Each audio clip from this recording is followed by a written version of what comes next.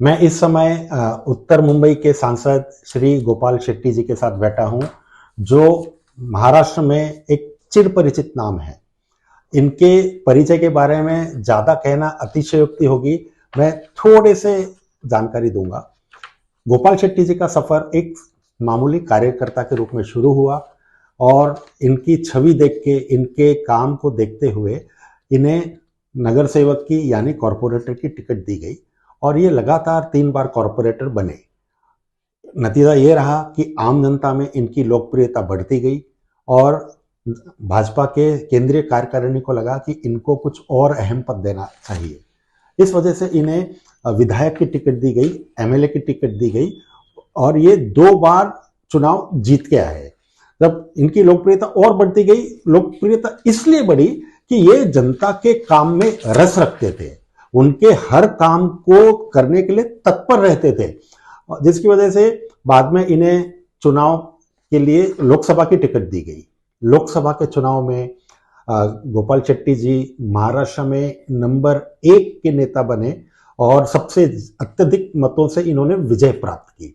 इसके बाद ये सिलसिला चलता गया और लोग चाहते हैं कि शेट्टी साहब उनके काम आए और ये ऐसे नेता हैं कि ये न तो दिन देखते हैं न रात देखते हैं, हर समय तत्पर रहते हैं और इनको हमेशा ऐसा लगता है कि मैं जीवन में जनता के लिए कुछ करता रहूं।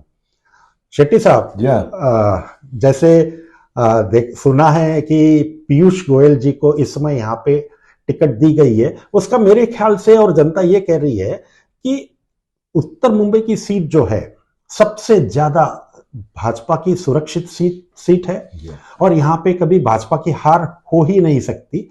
पीयूष गोयल साहब केंद्रीय मंत्री होने की वजह से केंद्रीय कार्यकारिणी ने सोचा कि उनको यहाँ से टिकट देंगे तो चुनाव 100% जीत के आएंगे। लेकिन सर, ऐसा लग रहा है कि कुछ जनता ने लग रहा है कि आपके ऊपर न्याय नहीं हुआ। आप इस बारे में क्या कहना चाहेंगे सर? सबसे पहले तो इस बात को हम सब लोगों ने मिलकर ध्यान में लेना चाहिए कि पीयूष गोयल जी एक बहुत वजनदार नेता है। वर्तमान में वो मंत्री है जी। और गत 10 साल लगातार मोदी जी के साथ में मंत्रिमंडल में वो काम करते हैं जी। और मोदी जी के बगल में जो खड़े होते हैं, बैठते हैं, उसमें से पीयूष गोयल जी। नितिन जी गडकरी जी भी एक बहुत कद्दावर नेता है, उनका भी काम बहुत बड़ा है।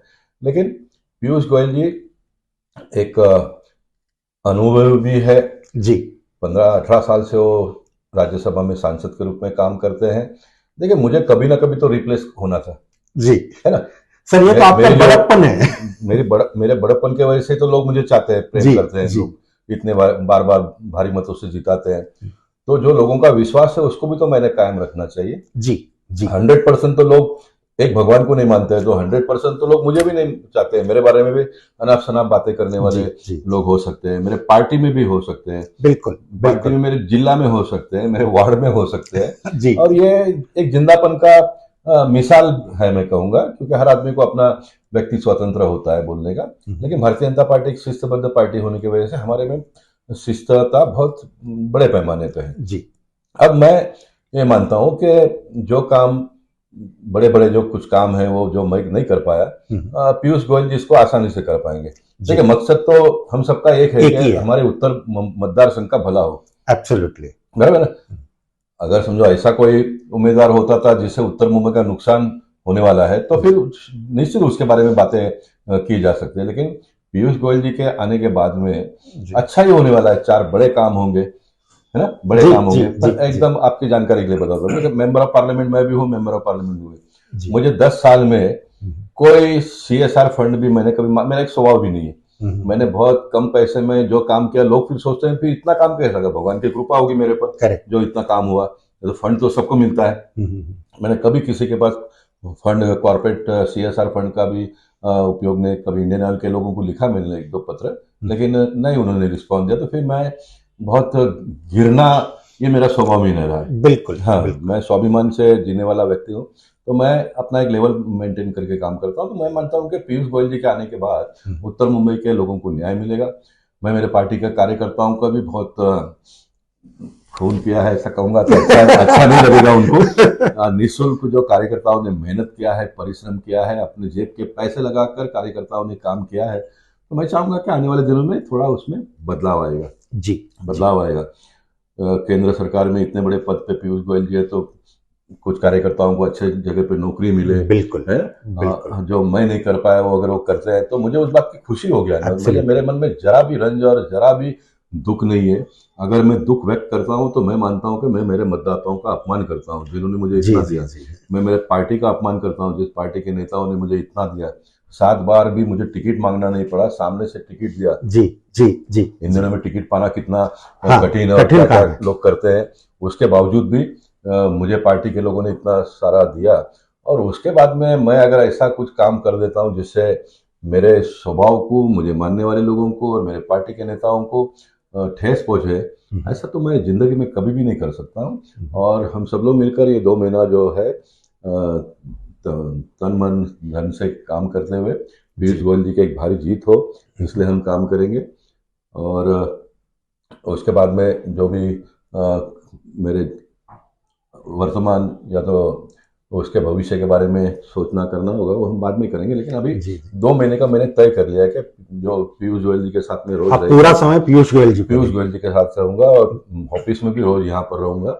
महीने में 25 दिन तो मैं ऑफिस में मिलता ही था, लेकिन बिल्कुल अभी 1 आध दिन भी नहीं मिलूंगा तो लोगों को बोलेगा देखो ऐसा होगा इसके साथ नहीं। तो लोगों के मन में वो नहीं आना चाहिए। हाँ, शंका इसलिए नहीं रहनी प्रयास, चाहिए। हाँ, शंका नहीं आना चाहिए। इसलिए प्रयास करूंगा कि रोज पहले से भी अधिक यहाँ भी मिलूंगा और अधिक से अधिक समय पीयूष गोयल जी के साथ में घूमूंगा। जी सर, लोकसभा में आपने सवाल किया था कि गरीबों को जो मकान नहीं मिल पा रहे हैं उसके बारे में आप क्या कहना चाहेंगे? मैं अभी भी एक फेस लाइव करके आया हूँ जी कांदिवली में, गोपाल भवन नाम का, जो जी जी 5 जी साल हो गया उसको टूटकर, और प्राइवेट प्रॉपर्टी होते हुए भी एक्सेस रोड का प्रॉब्लम है। तो हमारे कॉर्पोरेशन के IAS ऑफिसर्स, इतना 59,000 करोड़ रुपए का बजट हमारा कॉर्पोरेशन का, और इतने बड़े कॉर्पोरेशन के कमिश्नर, लॉ ऑफिसर, ये छोटा सा मसला जो एक्ट में है, प्रोविजन है, हाँ हाँ उसके बावजूद भी करते नहीं है। तो मैं मानता हूँ कि परमात्मा ने मुझे एक अलग काम करने का भी मौका आने वाले दिनों के लिए दिया है, क्योंकि जी मैं जी खुलकर अभी काम कर सकता हूँ। मैं बंधन जी से मुक्त हो जाऊंगा तो मैं खुलकर काम कर पाऊंगा।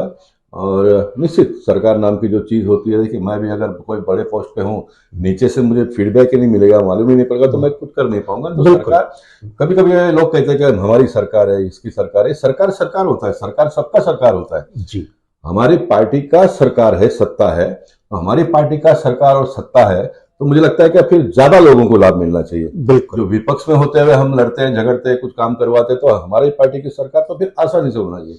लेकिन सरकार तक आपकी आवाज तो पहुंचनी चाहिए, पहुंचनी आपकी चाहिए, समस्या, हाँ। आपकी तकलीफ तो पहुंचनी चाहिए, जी तब तो कुछ होगा ना। जी एब्सोल्युटली इसलिए मैं खुलकर काम करूंगा। और मैं मानता हूं कि मैं अगर आपको 2 एग्जाम्पल दूं, जी देखिए ये सब पद प्रतिष्ठा ये सब मेरे लिए बहुत छोटी बात है, इसलिए तो परमात्मा और लोगों ने मुझे इतना आगे बढ़ने का मौका दिया। मुझे कॉर्पोरेशन में स्टैंडिंग कमेटी, जो सबसे बड़ी कमेटी है, हाँ जी इंप्रूवमेंट कमेटी और BST कमेटी, ये 3 कमेटी बड़ी है, उसके बाद में सब बाकी कमेटी है।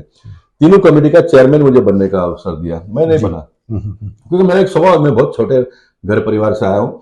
मैं जिस दिन भी मैं तय रिटायर हो जाऊंगा तो मैं जो इज्जत मेरा है वो मैं उसको मैं लेकर घर पे लेके जाऊँ। जी ऐसा कोई बड़े पोस्ट पे काम करने के बाद में देखे हर लोग हर किसी के बारे में अनाप शनाप आरोप लगाते हैं, जी है ना, अनाप शनाप आरोप लगाते हैं, तो वो क्षमता मेरे में नहीं है। जैसे मतलब दूसरे लोग करते हैं तो उनका मैं अभिनंदन करता हूँ, लेकिन वो क्षमता मुझ में नहीं है, तो मैंने कभी उसका नजदीक में गया नहीं। और मैं ऐसा मानता हूं कि जो नॉलेज मुझे इतने साल का मिला है, उस नॉलेज के आधार पर मैं काम कर पाऊंगा आने वाले दिनों में, उसमें मुझे कोई दिक्कत नाही आएगी। साहेब, देवेंद्र फडणवीस साहेब आणि पियुष गोयल साहेब तुम्हाला भेटायला आले तिकीट त्यांना दिल्यानंतर, तुम्हाला काय वाटतं की हे काय असू शकतं? हे तुमचं एवढं मोठं मान आहे, सन्मान आहे, त्यासाठी ते इथे आले, त्याविषयी काय बोलाल? नाही, तर उपमुख्यमंत्र्यांनी माझ्या घरी येणं हे खूप मोठी गोष्ट आहे. जी मी 2019च्या निवडणूक ज्यावेळी जिंकलो, त्यावेळी रात्री त्यांचा 1 वाजता मला फोन आला. जी ते नागपूरला होते. हां. ते मला बोलले, गोपालजी मी एअरपोर्टला उतरून तुझ्या घरी येतो. मी बोललो तर 1 वाजता एअरपोर्टला उतरणार, नंतर माझ्या घरी येणार, नंतर त्यांच्या घरी जाणार, एवढा कशाला एखाद्याला त्रास द्यायचा? म्हणजे मुख्यमंत्री माझ्या घरी येतात तर माझा किती लोकप्रियता वाढेल हे गोष्ट कधी माझ्या मनात बरोबर नाही. बरोबर मी एअरपोर्टला गेलो जी आणि मी त्याला तिकडे भेटलो.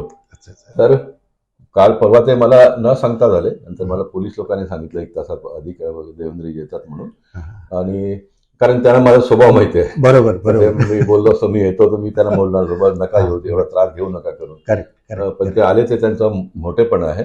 हा. आणि देवेंद्रजी महाराष्ट्रातल्या 2 नेत्यांचा मी नक्की आशिष शेलारचा आम्ही संगती काम केलेलं आहे. जी हा, जी आशिष शेलार वगैरे सर्व. पण देवेंद्रजींबरोबर पण 10 वर्ष मी महाराष्ट्र विधानसभेत काम केलं. जी गडकरीजी आणि देवेंद्रजी ह्या दोघांनी मला जवळून ओळखतं. जी जी. बाकी सर्व नेते मला म्हणतात की नाही म्हणतात हा एक वेगळा मुद्दा आहे, परंतु ह्या 2 लोकांनी मला जवळून ओळखलं आणि देवेंद्रजी आले मला खूप बरं वाटलं. आणि देवेंद्रजी मला काही समजूत घालण्याचा प्रयत्न केला नाही, बरोबर. कारण त्याला माहिती आहे गोपाल शेट्टी काय आहे म्हणून.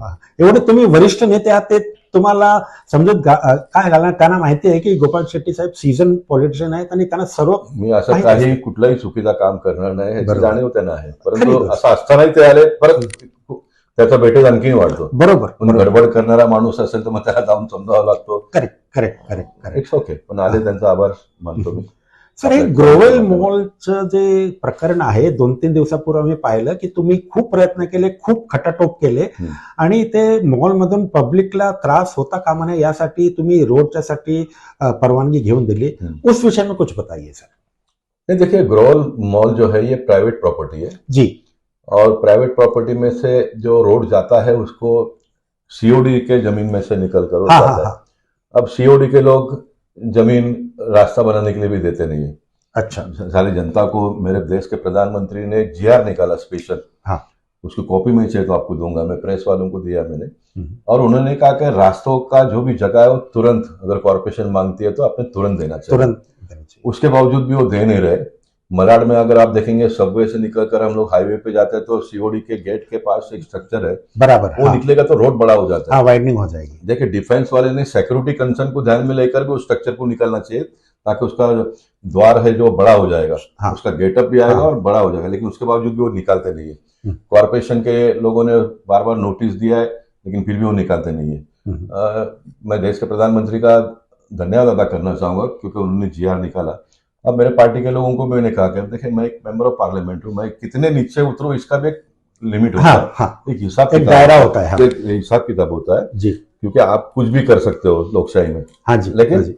भारतीय जनता पार्टी और मैं गोपाल शेट्टी, मेरा एक अपना एक वजूद है, मेरा एक अपना एक तरीका है काम करने का, लेकिन नए कार्यकर्ताओं ने साथ दिया, वो पेंडिंग है.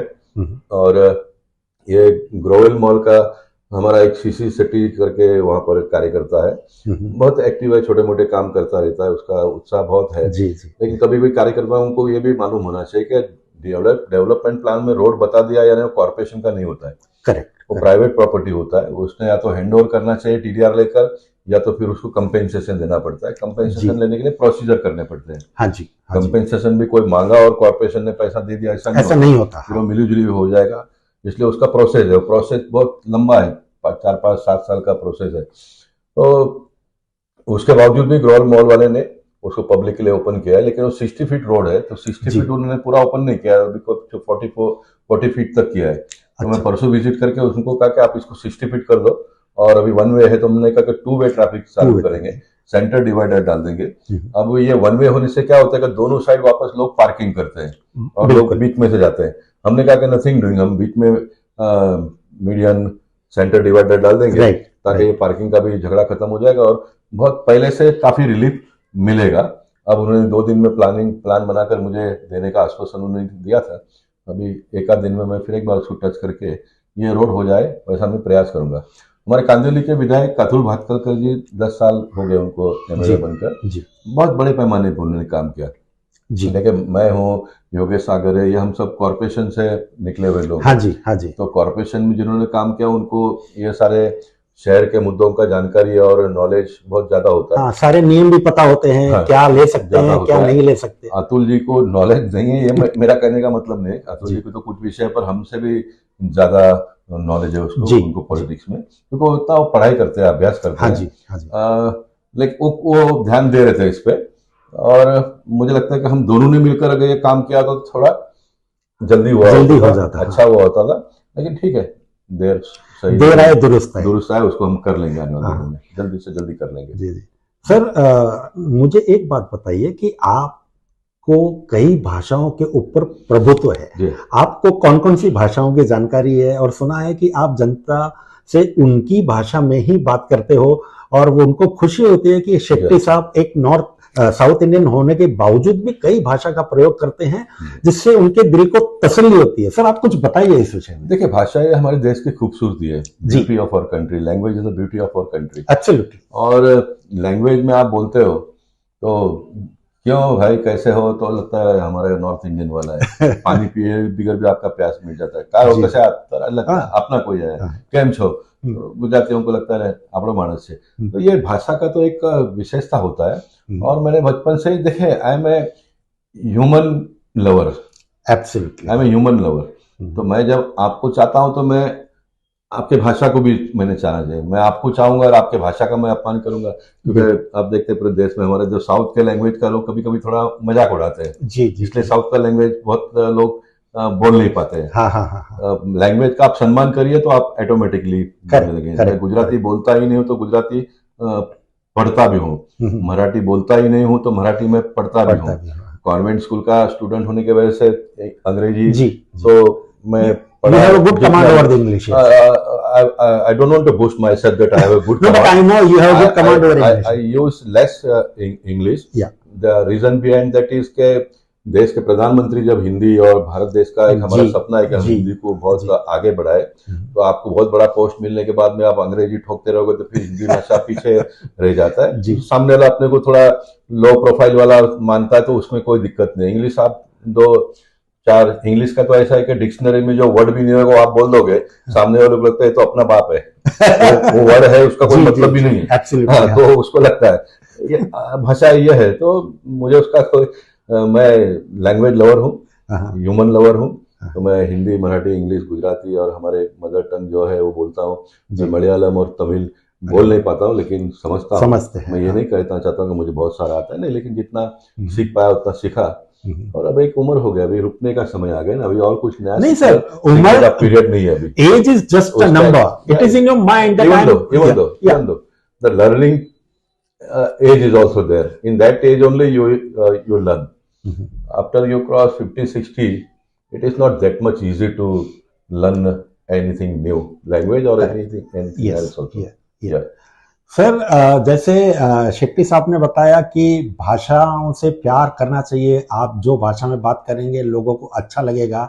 जैसे इन्होंने कहा कि अंग्रेजी एक ऐसी भाषा है कि जिसके शब्दों के कई अर्थ निकलते हैं और लेकिन समझते हैं कि भाई मैंने बहुत बड़ा तीर मार लिया, ऐसा कुछ नहीं है। अभी जैसे भाषा के बारे में कह रहे हैं, हमारे भूतपूर्व प्रधानमंत्री अटल बिहारी वाजपेयी जी ने यूनाइटेड नेशंस में जाके एक इतिहास बनाया था। उन्होंने हिंदी भाषा में वहां पे भाषण दिया था और सारे लोग उनसे हतप्रभ हो गए थे कि देखिए एक भारत के प्रधानमंत्री अपने देश की भाषा को यहाँ लेके आए हैं और ये बात कर रहे हैं। हिंदी भाषा ही नहीं बोला उन्होंने, तो हिंदी पोशाक धोती पहन के गए थे, जी, मुझे स्मरण है। और ये इतिहास बन गया, इतिहास बन गया। तो यही तो खूबसूरती है ना। आज हमारे देश के प्रधानमंत्री भी विदेश में जाते हैं तो हिंदी का ज्यादा उपयोग करते हैं। तो शुरुआत के दिनों में ऐसा किसी को लगता था कि साहब को हिंदी, इंग्लिश, अंग्रेजी बहुत आती नहीं होगी, लेकिन एक दिन तो उन्होंने 1 घंटे का भाषण पेपर हाथ में लिए बिगर भी दे दिया। यार उन्हें देश के लोगों को परिचय दे दिया कि मैं इंग्लिश भी बोल सकता हूँ, इंग्लिश भाषण भी मैं कर सकता हूँ, लेकिन मेरी प्रायोरिटी हिंदी है। और मैं देश के प्रधानमंत्री का हम सब लोगों ने मिलकर अभिनंदन करना चाहिए। लेकिन उसके साथ साथ में मैं ये कहूंगा कि मैं कोई इंग्लिश का विरोधी नहीं हूँ। नहीं, बिल्कुल नहीं। मैं मराठी बच्चों को कभी जाता हूं तो उनको ये कहता हूं कि हम महाराष्ट्र में मराठी का उपयोग अधिक से अधिक करेंगे, लेकिन बच्चों ने इंग्लिश भी सीखना चाहिए, because the world has become global. आपको ग्लोबल दुनिया में आने वाले दिनों में जीना है, तो ग्लोबल लैंग्वेज तो अंग्रेजी है, इंग्लिश है। तो उसको आप पीछे छोड़कर आप आगे नहीं बढ़ पाएंगे। जी। तो अंग्रेजी भी आपने बोलना चाहिए, लेकिन अंग्रेजी एक प्रोफेशनल लैंग्वेज है। उसको आप प्रोफेशनल जहां पर आवश्यकता वो करिए, पढ़िए, जो भी करना हो करिए, लेकिन राष्ट्र का भाषा हिंदी, उसको तो आपने भूलना ही चाहिए। इसलिए देश के प्रधानमंत्री लोकल फॉर वोकल की बात करते हैं। महाराष्ट्र में आप मराठी बोलिए, कर्नाटक में आप कन्नड़ बोलिए, गुजरात में आप गुजराती बोलिए, तो सभी भाषा जीवित रहना चाहिए। सर, अभी जैसे ये आप कह रहे हैं आपकी जिंदगी में ये चुनाव के बाद एक ठहराव सा आ जाएगा और नहीं, कामकाज के बारे में ठहराव से नहीं आएगा, बिल्कुल नहीं आएगा, बिल्कुल ओके। बिल्कुल नहीं आएगा ठहराव। आगे आप इसके आगे सुना है कि आपको केंद्र सरकार भाजपा की राष्ट्रीय कार्यकारिणी बहुत बड़ा पद देंगे, राज्यसभा का पद देंगे, इस विषय बिल्कुल बिल्कुल बिल्कुल बिल्कुल ऐसा कुछ भी नहीं कहा है जी जी। कल हमारे एक मित्र डॉक्टर श्याम अग्रवाल जी ने उनके घर में कुछ लोगों को बुलाया था, तो उन्होंने वहां पर लोगों को बताया, तो मैं खड़े होकर कहा बिल्कुल नहीं जी। नहीं तो किसी को मन में याद आएगा इनको कुछ मिलने वाला है इसलिए काम करते हैं। Nothing doing. मैं आपको बताता हूं कि लोगों का कर्जा मेरे ऊपर अभी भी है, पार्टी का भी कर्जा मेरे ऊपर है। मैं बोल रहा हूं कि मुझे बहुत कुछ दिया है, लेकिन जितना दिया उतना मैंने रिटर्न नहीं दिया ऐसा मुझे लगता है, इसलिए मुझे पब्लिक का काम तो करना ही आने वाले दिनों में। कुछ देने वाले हैं इसके लिए नहीं। मैंने आपको बताया ना कि मुझे standing improvement of BST committee का चेयरमैन मिला था, मैंने नहीं लिया। मैं कोई कुछ पाने के लिए काम मैंने कभी भी नहीं किया है और आगे भी नहीं करूंगा। जी, जो मिलना है वो मिलेगा ना, भगवान देंगे ना। हाँ बिल्कुल बिल्कुल। और सर मैंने आपको देखा है कि कोरोना के समय पे आपने सरकारी मदद जो थी उसके अलावा भी आपने कई संस्थाओं को, जैसे जैन लोगों को बोला, आपने जैन मंदिर में जाके हजारों लोगों को राशन बंटवाए। उस समय आपको कैसा महसूस हुआ? नहीं, मुझे ये जो कोरोना आ गया था तो लॉकडाउन की बात आ गई, तो एक लेटर इशू हुआ था कि किसी ने घर से बाहर निकलना नहीं है वगैरह। हाँ जी, हाँ जी, ओके। और साथ साथ में मैंने ये देखा कि हमारे पुलिस के लोग काम करने वाले हैं। बिल्कुल। तो मेरे दिमाग में आ गया, पुलिस ये भी तो मानव है, इसके घर में बीबी है, बच्चे हैं, तो जब ये काम करेगा तो मैं एक जनप्रतिनिधि हूँ तो मैंने भी काम करना चाहिए। सही है। मैंने उस आदेश को बाजू में रखकर मैं निकल गया बाहर और मैं काम करने लग गया। मुझे काम करते हुए देखते हुए बाकी पार्टी के कार्यकर्ता निकले और बाकी बहुत सारे एनजीओ निकले और देखते देखते एक बहुत बड़ा काम खड़ा हो गया जी। यानी लगा ही नहीं कि भारत देश में कोरोना है करके। कोरोना है तो कोरोना से दुगने स्पीड में लोगों को मदद करने के लिए लोग बाहर आ गए। तो एक बहुत बड़ी ताकत खड़ी हो गई और मुझे लगता है कि यह ताकत के माध्यम से देश के प्रधानमंत्री ने इतना बड़ा करिश्मा और करके दिखाया कि देश में वैक्सीन का निर्माण उन्होंने किया। साहब इतना बड़ा जब आपदा आती है तो लोग तो हल जाएंगे, क्या करना है करके घबराहट हो जाती है। लेकिन प्रधानमंत्री ने इतना, वो जो एक फिल्म आया कैसा वैक्सीन लोगों ने, हमारे साइंटिस्ट लोगों ने बनाया, वो देखेंगे तो आप तो एकदम दहल जाएंगे। देश के लिए मर मिटना, कुर्बान होने की भावना आपके मन में जगेगी। किस हालात में, किस परिस्थिति में उन्होंने काम करके वैक्सीन बनवाई किया। बहुत बड़ी उपलब्धि है साहब। आप एक जवाबदार व्यक्ति हो सर। ये उपलब्धि के साथ ही भारत की जनता को देने के अलावा प्रधानमंत्री जी ने कई छोटे छोटे देशों, गरीब देशों को भी ये वैक्सीन दी, जिससे पूरी दुनिया में भारत का नाम रोशन हुआ। और आपने भी हर जगह पे कोशिश की कि किसी को भी कहीं भी कोई कमी महसूस नहीं हो, दवाइयां आपने पूरी उपलब्ध कराई। आप प्रधानमंत्री जी ने जो काम किया, पूरी दुनिया में जो दवाइयां बांटी, उससे आपको कैसा लगा? मुझे तो बहुत गर्व हो रहा है। इसके बाद में तो मुझे स्वयं कोविड हो गया तो मैं जाकर बोरली के एक ऑर्डिनरी हॉस्पिटल में एडमिट हो गया। मुझे एक घटना याद आती है। हमारी शकीला नाम के एक मुस्लिम कार्यकर्ता है, बोईसर ईस्ट में रहती है जी। उसको कोविड हो गया तो एडमिट हो गए, तो थोड़ा आगे के स्टेज तक पहुंच गई। तो उसकी बच्ची साबिया उसका नाम है जी, बड़ी है, साबिया उसका नाम है। तो उसने मुझे फोन किया, रेमडेसिविर चाहिए, कहीं मिल नहीं रहा था। तो मैंने फिर कोशिश करके उनको 2 रेमडेसिविर दिलाया। तो रो रही थी, वो फोन पे चिल्ला रही थी, और जैसे उसको मैंने इंजेक्शन भेज दिया, उसको लगा दिया, वो बच गई, आज भी वो सही सलामत है। तो मुझे वो घटना याद, बहुत सारे कामों में एक मुझे बहुत अच्छा याद आता है। लेकिन रेमडेसिविर भी बहुत सारे लोगों को देने का काम हमने किया।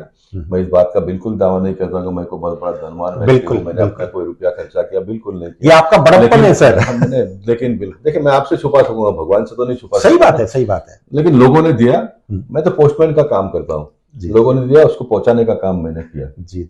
आगे भी करूंगा, लेकिन अभी आगे थोड़ा मन में है कुछ, लेकिन वो 2 महीने के बाद बात करेंगे। कुछ अलग ढंग से काम करने का सोचा है सर। जैसे लोग कहते हैं कि ये ओपोजिशन है, ये रूलिंग है, लेकिन उसके बावजूद भी ऑपोजिशन पार्टी वाले भी आपके पास आते हैं कि शेट्टी साहब ये काम नहीं हुआ है, आप उनके काम को भी प्रायोरिटी देके, you give priority to their work and you get it done. So how do you feel about that? देखिए, मैं एक जनप्रतिनिधि हूं, मैं I am not a gang leader. Yes, मैं एक भारतीय जनता पार्टी का जनप्रतिनिधि हूँ, और पार्टी का जनप्रतिनिधि का काम है, जिसने आपको वोट दिया, जिसने नहीं दिया, सबके लिए काम करना। बिल्कुल। आज उसने वोट नहीं दिया, मैं उसका काम करूंगा तो हो सकता है कल देगा ना। हाँ जी। और ऐसा करते करते तो मैं जोड़ा, मैं पहला चुनाव 454 वोट से जीता। जी और लास्ट चुनाव जीता वो 5.25 लाख का मार्जिन से जीता। जी जी तो जो एक लोगों को इतिहास जोड़ा हो ना, गया, महाराष्ट्र में मतलब इतिहास हो गया। इतिहास हो गया, लेकिन लोगों को जोड़ा ना, सबका काम मैंने किया ना। मैं जी, बोलूंगा जी। ये कांग्रेस वाला है, ये राष्ट्रवादी वाला है, ये वो है, तो नहीं ना, बिल्कुल नहीं। आपने सिर्फ जनता समझ के कि ये हमारे यहाँ की जनता है, उस हिसाब से आपने काम किया। एक मानव को दूसरे मानव का सेवा करने का मौका मिला, हम्म। एक मानव के पास दूसरा मानव आ रहा है कुछ मांगने के लिए, सब इससे बड़ी बात क्या हो सकती है? बिल्कुल बिल्कुल क्या हो सकती है? बिल्कुल। जैसे शेट्टी साहब ने कहा, अगर एक मानव दूसरे मानव के काम में नहीं आएगा तो मानवता खत्म हो जाएगी। तो ये एक बहुत बड़ा उदाहरण है। ये हर जनता को, हर कार्यकर्ता को, हर नेता को इस चीज में समझ के चलना चाहिए कि मानव धर्म परम धर्म, और शेट्टी साहब उसी आधार के ऊपर जनता का काम करते हैं। शेट्टी साहब, आपसे बात करके बहुत अच्छा लगा। धन्यवाद। धन्यवाद। धन्यवाद।